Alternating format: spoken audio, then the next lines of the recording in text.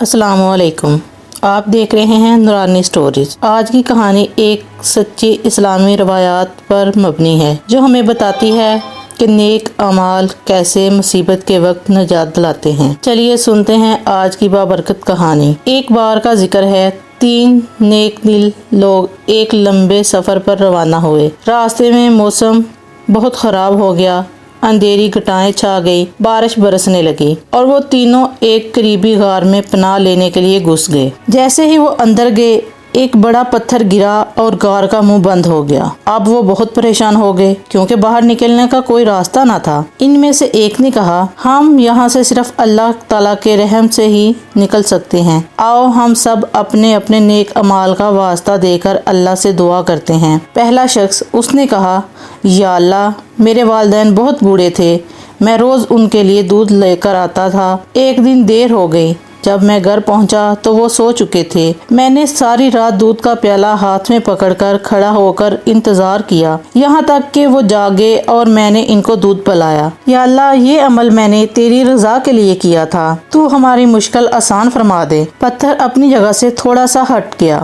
دوسرا شخص، اس نے کہا، یا اللہ، مجھے ایک عورت سے محبت ہو گئی تھی، میں نے اسے گناہ کی دعوت دی، لیکن جب اس نے اللہ کے خوف سے انکار کیا تو میں بھی رک گیا، حالانکہ موقع تھا۔ یا اللہ، اگر میں نے یہ کام تیری رضا کے لیے چھوڑا تھا تو ہماری نجات فرما دے۔ پتھر تھوڑا سا اور ہٹ گیا۔ تیسرا شخص، اس نے کہا، یا اللہ، میرے ایک مزدور نے اپنی مزدوری چھوڑ دی تھی، میں نے اس کے پیسے سے کاروبار کیا اور مال بڑھایا۔ وہ شخص کئی سال بعد آیا، میں نے اس کو اس کا پورا مال واپس کر دیا بغیر کسی کمی کے۔ یا اللہ، اگر یہ عمل تیری رضا کے لیے تھا تو ہماری رہائی فرما دے۔ پتھر مکمل ہٹ گیا اور وہ تینوں غار سے باہر نکل آئے۔ اللہ تعالیٰ نے ان کی سچائی اور نیک نیتی کو قبول کیا اور انہیں بچا لیا۔